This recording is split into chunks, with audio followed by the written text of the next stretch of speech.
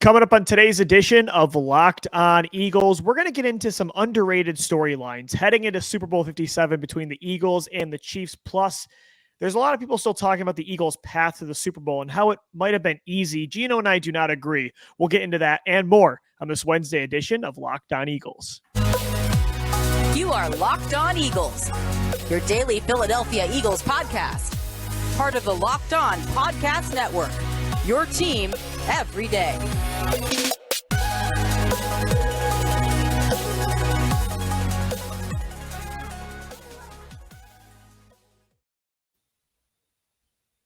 On Eagles, your first listen each and every day. Welcome in, Eagles fans, to a Wednesday edition of the show. I'm Louis DiBiase, and he's Gino Camilleri. Today's episode is brought to you by Ultimate Football GM. Ever dreamed of becoming an NFL GM and managing your football franchise? Then this game is definitely for you. To download the game, just visit ultimate-gm.com or look it up on the App Store. Our listeners get a 100% free boost to their franchise when using the promo code LOCKEDON in all caps in the game. Gino, we're going to continue to move forward and talk about how the Eagles are playing in Super Bowl 57, episode 3 of 8 shows, or I should say 10 in total. We've got 8 more to get to before Eagles, Chiefs, in Arizona. In 2 weeks, I'm down in Mobile, Alabama for the Senior Bowl.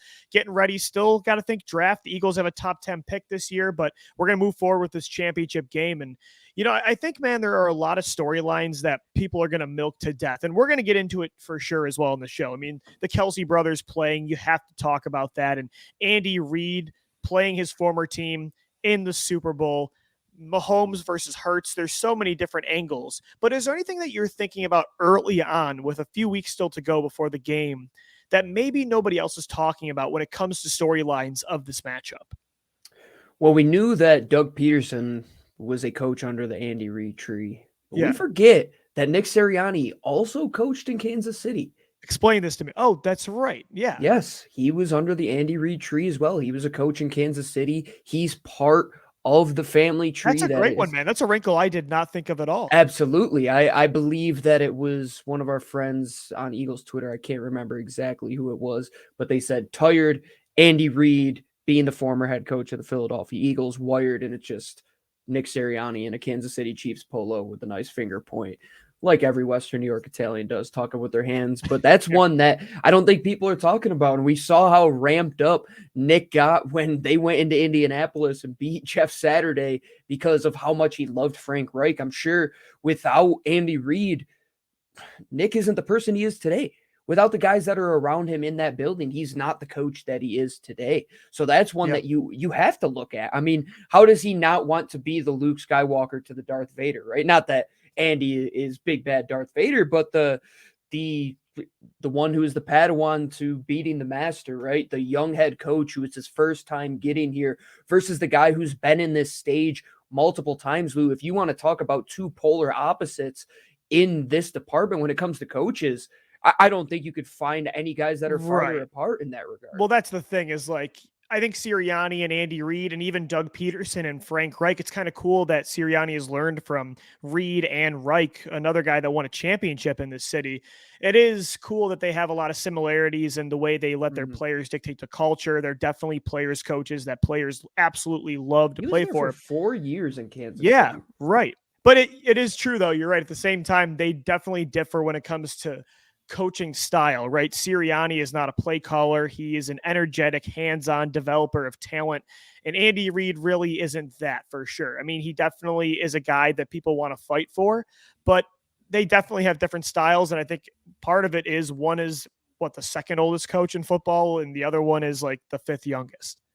And the thing about Andy is that he's one of the rare individuals that has ever just always called his own place. I mean, outside of marginal like areas where I remember when Doug was there, he had him calling like the second half of game. Yeah, the 2-minute warning it was. But Andy has always been that guy who likes to be super hands-on. So it's an interesting philosophical understanding of Nick Sirianni being the play caller and then with not even within a couple months giving that up. And Andy, who's done it for his entire career. So that in and of itself, when you get down to like the little intricacies of the game and just that 30,000 foot view where maybe Andy Reid isn't so great with his timeout usage that we've seen for now 2 decades. Well, because he's so focused probably on the plays. Exactly. He's so focused on the plays rather than the situational element. But that is one of the funny things too that they'll always bring up is Andy Reid being terrible with his timeout usage. And I get a kick out of that every time because it just did seem like Andy had no clue what he was doing when it came to for sure. timeouts. Yeah, it was one of his rare deficiencies as a head coach for sure. Gino, I think another storyline, it's underrated, but at the same time, it does have to do with the main staples of their franchises. We talked Andy Reid and Nick Sirianni, but it also has to do with Jalen Hurts and Patrick Mahomes, but not specifically how these are, the 2 MVP finalists pretty much that people are going to decide who is the guy to win the award. But I think it's interesting to look at the difference in the way both of these teams have built around their quarterbacks. When you look at the Kansas City Chiefs, they had to pay Patrick Mahomes. What did they do last year? They tried to allocate resources across the roster, and they let Tyreek Hill walk, considering Hill wanted a mega contract. They trade him instead for, some big picks, and he goes to Miami, and they surround Mahomes more with a bunch of Bs, right? Juju Smith-Schuster and Sky Moore in the second round and Marquez Valdes-Scantling. And then you try to trade, you do trade for Kadarius Toney, and they felt like Patrick Mahomes is the greatest quarterback in football. He can elevate these B receivers. That's exactly what he did, but you're seeing the perk of Hurts's rookie deal is that you can afford to have A.J. Brown and Devontae Smith and Dallas Goedert and be absolutely loaded when it comes to weapons on the offensive side of the ball. And one thing I'll say is even when Hurts gets that contract, I really do hope, I know it's going to be tougher to keep everybody, but I hope you can keep that big 3 together with Hurts, Brown, and Smith. I know Devontae is going to need a big deal, and by the time he needs one, A.J. Brown could get another extension, but Brown's 25, Smith's 24, Hurts is 24. I don't want to see that big 3 ever get broken up. So I don't hope that they end up going down the path the Chiefs are on right now. But that's kind of Reid at the same time when you think about it, man. He's always tried to get by with a good, not great receiving core with an elite quarterback.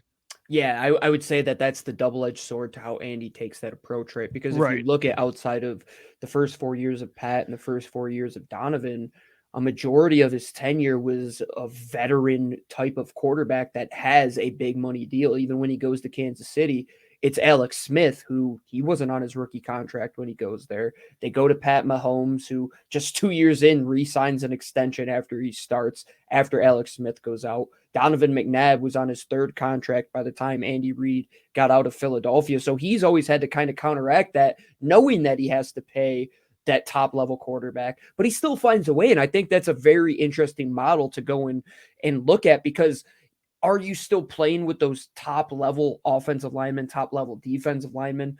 There's some, he's got the Chris Joneses of the world, the Frank Clarks, but look at his offensive line. That's not an elite unit. It's good enough to get by. Same with the wide receivers. It's good enough to get by. And he's always had a very top-heavy team and made the most of his depth. So moving forward, you hope that the Eagles can kind of copy that strategy, but at the same time, you don't want to see them breaking up an A.J. Brown / Devontae Smith and Jalen Hurts like they did with Tyreek Hill and Mahomes, because you don't always get lucky to have a once-in-a-generation type talent at quarterback. And again, it's going to get tougher when you or allocating money across the roster when Jalen Hurts does get that mega deal. And if you feel like you have an elite quarterback that can elevate, maybe you let one of those guys go and you pay a lineman or somebody on defense.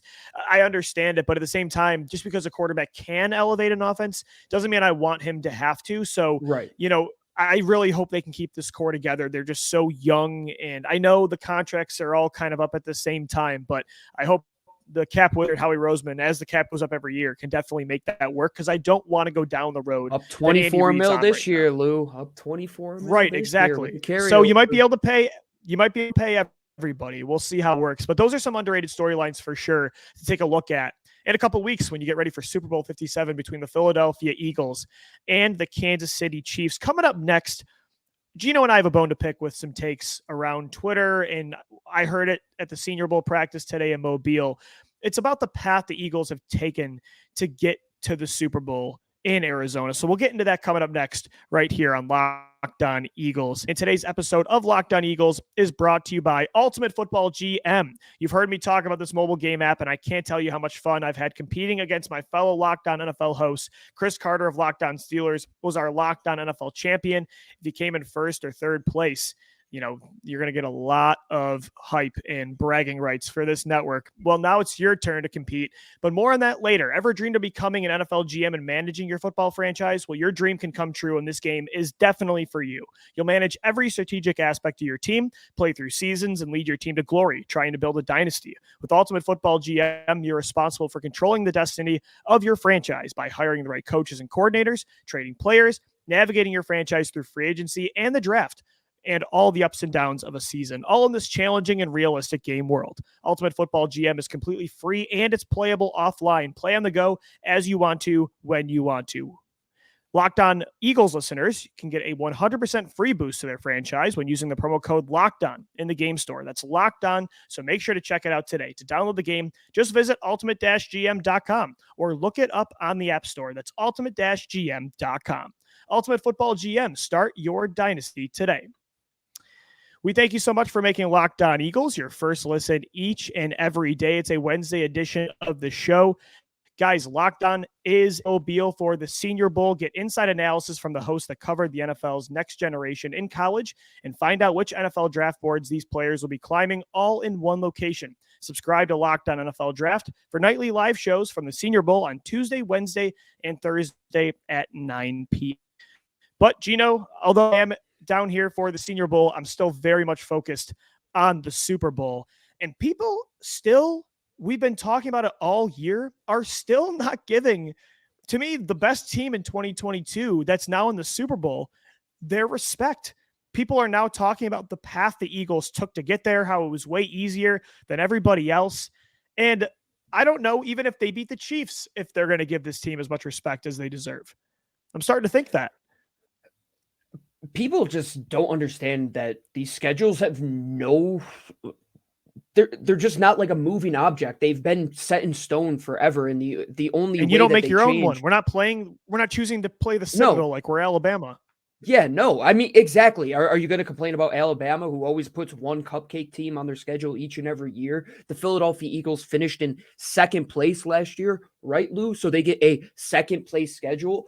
That has no benefit to get that second place schedule and play teams that have gone down because of not the Eagles doing. That's not their fault. They lined up every single week, dominated teams, scored 30-plus points on offense week after week after week. Their defensive line had the most sacks that we've seen in the 21st century, almost matched the 85 Chicago Bears. Howie Roseman put on a masterclass of what your general manager is not doing. Nick Sirianni's laughing in your face that you laughed at him in his introductory press conference because he stuttered. Well, guess what, folks? He's now playing for a Super Bowl, as well as Jalen Hurts, who is 24, selected behind Joe Burrow, Jalen Hurts, Tua Tagovailoa, and he's the one playing for a Super Bowl with a chance to go and beat Patrick Mahomes.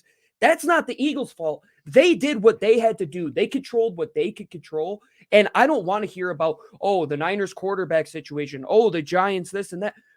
That's the team that was lined up ahead of them. They didn't make the schedule. Complain all you want. You sound like a loser. If you complain about the refs, you sound like a loser. I don't want to hear it. In the words of the great Dak Prescott, losers focus on winners and winners focus on winning. And I will always go back to that quote because every other team that focuses on the Eagles is a bunch of losers. And I'll say it right to your face. Keep focusing on your own team who's worrying about the Senior Bowl. Lou's down there having a freaking vacation right now, worrying about the Super Bowl in 2 weeks. Well, Gino, I got sunburned today. Complain about the Eagles schedule. Get out of here. I don't want to hear it. I'll cut a promo on anybody. You sound like a bunch of crybabies. It's the National Football League. Everybody else in the NFL, Dallas Cowboys players included, are giving the Eagles their flowers. Now you Twitter finger losers, go do the damn same. Do your research Micah and Parsons, figure out what good football is. If Micah Parsons can give the Eagles credit, I think the rest of the football world should be able to. And you nailed everything in that beautiful rant, so much so that I don't even know what else to say outside of also, Gino, it's not like they played a bunch of cupcakes this year. They're 8-0, including the playoffs against postseason teams. Yes, one thing I'll say, they haven't beat a ton of elite quarterbacks, but outside of, unless you play Patrick Mahomes, Joe Burrow, or Josh Allen this year, which we're about to in the Super Bowl. That's why if they beat Mahomes, then they've checked every box this year. Who else were you supposed to play? They beat the number one defense in the NFC Championship game. They beat a good Jaguars team. They beat a Giants playoff team 3 times. They beat Dallas. They beat a bunch of the Minnesota Vikings were the 3 seed in week 2. So it's not like they made an easy schedule and they were playing a bunch of 4th place teams. Yes, again, you didn't play a bunch of elite quarterbacks, but outside of like 3 guys, who is even elite in this league that you would have gave the Eagles credit for? Your quarterback. Right. That is beating everybody else. And that's the other thing. Even if, let's say, they had an easier schedule than they have, I don't think they even had it that easy. But let's say they really did. The best NFC East ever, Lou. That's not an easy schedule. Yes, that's a ridiculous thing to say. Let's say it was like 2016 and you have an easier schedule. In that way, you could then maybe say that. But even so, I wouldn't even say that about this team if they had an easy schedule, because nothing they do is fluky. Like you mentioned, they almost broke the sack record. They have one of the best, if not the best group of weapons on offense in the league. They have the best offensive line. They have an MVP finalist at quarterback, an incredible coaching staff, the best cornerback duo in the league, the interception leader at safety. What about this team screams fluke? I mean, they're not in an NFC East, by the way, either, Gino, that is bad anymore. They had 3 playoff teams, and Washington was the worst, and they were on the doorstep too. They had a better record than the team that the Cowboys beat, who won the division in the South. Every team in the NFC East had a winning record. It was the best NFC East ever. 3 out of the 4 teams in the NFC divisional round were from the division. Not only does it make the people saying this look foolish, it's disrespectful to the people in that building. To say that Jason Kelce and Lane Johnson and Jordan Mailata and the guys that were there in the Super Bowl and Howie Roseman haven't gone through a bunch of BS to get to this point right now, and now to tack all this nonsense on top of it, it just downplays what they have been able to do in their career to get to the height of this level. And completely unbiased, if you want to knock great football, you just look foolish, because if you don't want the Eagles to get there, that's your own bias. But if you want the greatest football game that you could see, the Eagles have been the best team in the NFC all season long, and they're going up against the best team in the AFC. It's a 1 versus 1. Give the Eagles their flowers. They won 14 games, something that Randall Cunningham, Donovan McNabb, Andy freaking Reid was never able to do. Doug Peterson, Nick Foles, Carson, whatever. They've never been able to do it. This is the best team in the history of the franchise. To say that they had an easy run is so disrespectful, and it makes me, as you could tell, they made it look easy, Gino. They made it look easy. They did things that righted the wrongs of this team's past. To say that those 2018 and 19 and 20 and 21 teams didn't go through things that taught them lessons to get to this point, it just discredits everything that they did, and it drives me Gino. Insane. Banners fly forever. In 10 years, where nobody's going to remember. And guess what team you're going to be watching in 2 Sundays from now? The Philadelphia Eagles. I would much rather play. Yeah, I think it was easier playing Daniel Jones and Brock Purdy and Josh Johnson. But guess what? I'd rather have that than play. I don't want to play Josh Allen and then Joe Burrow and then Patrick Mahomes to get to a Super Bowl. In 10 years, nobody's going to remember that. And again, It's not even true anyway to say that they had an easy path. And so I think we did all the work in that segment we needed to prove that wrong. When Howie said this season we wanted optionality because we knew what the window was, this was the window. Like, this was the situation we had envisioned, is that they could put together a good enough roster in this window on a rookie quarterback contract with Jalen Hurts, where the NFC is not as good as it has been in the past due to outlying factors of other general managers being downright poor. Oh, yeah, God forbid the Green Bay Packers draft Aaron Rodgers a wide receiver. That's our fault. Thank God that Tom Brady is still playing for Tampa Bay. That's our fault. Thank God Dallas is who they are. That's the Eagles' fault. Clearly, because Howie Roseman makes every decision. No, the Eagles did what they did because nobody talks about the New England Patriots.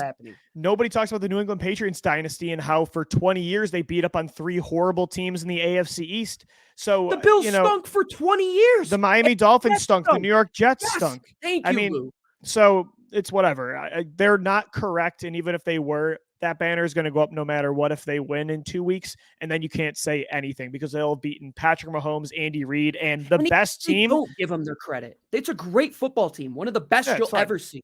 And no matter what, that'll be the fact, regardless of if they believe it or not. Facts are facts, whether you believe it or not, to quote the great Neil deGrasse Tyson. And Yes, that's sir. the way I'll end the segment. I want to get into, coming up next, a little bit more about Jalen Hurts. Being down here at the Senior Bowl got me thinking about the quarterback position and how far we've come in a year. So we'll get into that coming up on this Wednesday edition of Locked On Eagles. And today's show is sponsored by FanDuel. We're really excited about our new sports betting partner for Locked On because they're the number one sports book in America, FanDuel. And if you're new to FanDuel, that's even better. They have so many great features that make betting on sports fun and easy. Download FanDuel so you can bet Super Bowl 57 with a no-sweat first bet. You'll get up to $3,000 back in bonus bets if your first bet doesn't win. FanDuel lets you bet on everything from the money line to point spreads to who will score a touchdown. The FanDuel Sportsbook app is safe and secure and super easy to use. Best of all, you can get paid your winnings instantly. So join FanDuel today at FanDuel.com/lockedon to claim your no sweat first bet on Super Bowl 57. That's FanDuel.com/lockedon. Make every moment more with FanDuel, the official sportsbook partner of the NFL and now the Locked On Podcast Network. And while you're using your phone in one hand to bet with FanDuel in your other hand, you could grab a delicious on-the-go Built Bar. Go to Built.com, or now you could go to Walmart and Sam's Club to try out the longest running sponsor here at Locked On Eagles and the entire Locked On Podcast Network, Built Bar. We love these things. I'm waiting for another box to come in the mail, Lou. I just ran out. They can't come in fast enough because I'm trying to get slim for my wedding. I can't eat all the candy that I want to anymore.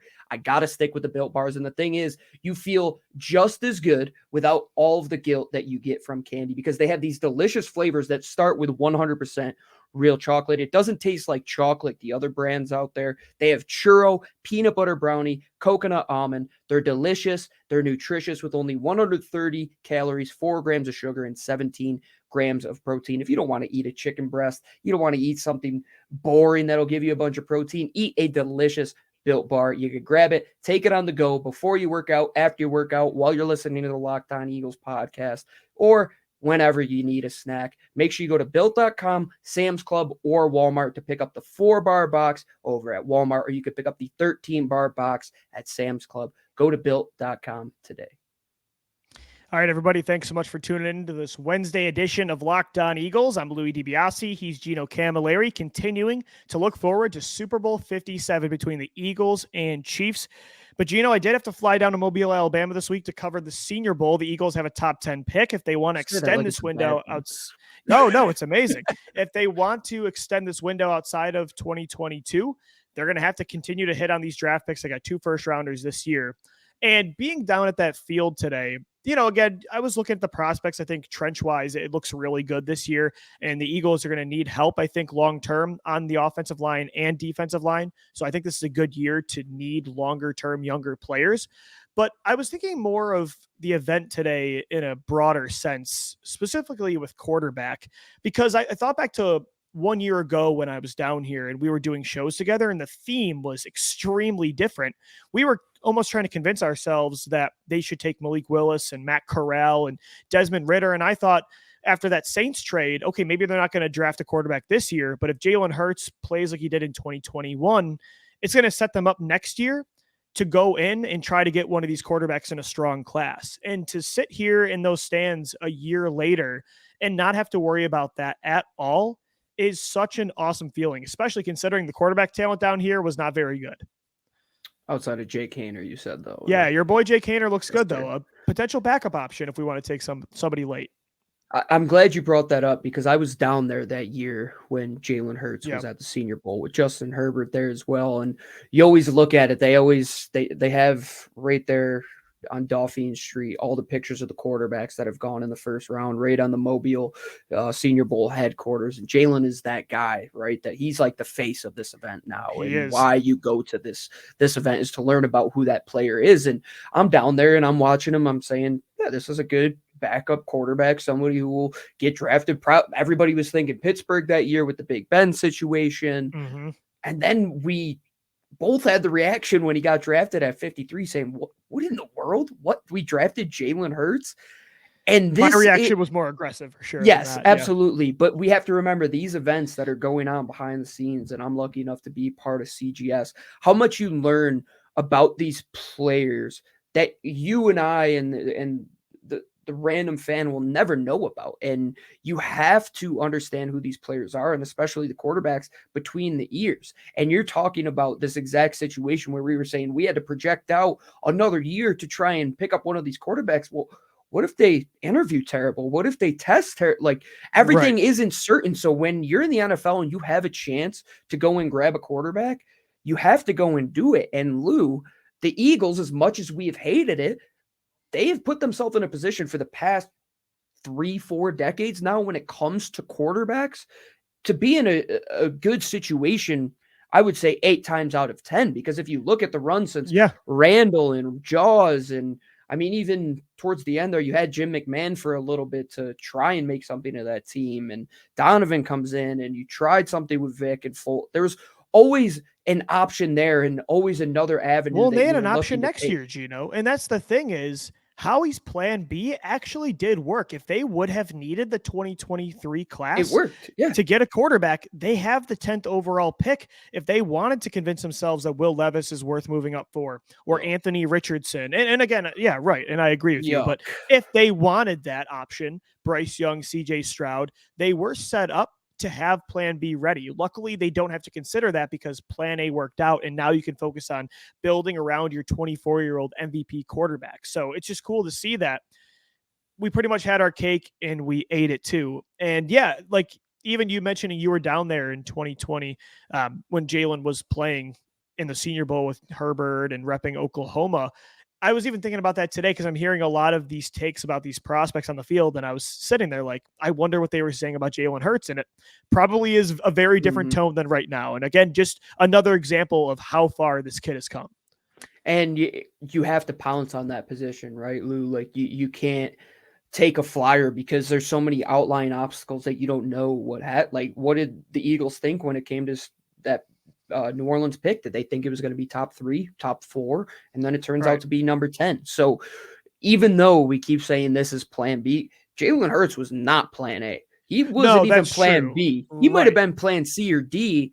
But when you realize and you have that window of opportunity and you believe a guy has a chance to be that guy, Lou, I will never fault, especially now. I will never fault a franchise for taking it, especially guys that go to these events, because Jim Nagy in particular, he's so well connected with the NFL that he will bring in guys that the scouts want to see. If you look at that 2018 group with Baker Mayfield, Josh Allen, I mean, that the list of guys that go to this event that only help their draft stock, especially at the biggest position of them all, there's not enough time you can spend researching quarterbacks. So like we said, tools might be everything, but between the ears, that's the new trend. That's where it starts, is at these events, man. Like going into the buildings, on the road with the scouts, going to these events, going to the combat.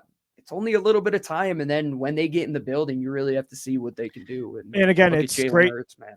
It's great that we have Jalen Hurts and we don't have to worry about quarterback, but it was also still, even though they don't need it, it was really smart looking back at what Howie Roseman did with that trade for New Orleans. Because second-round pick, man. Yeah, I mean, it was exactly.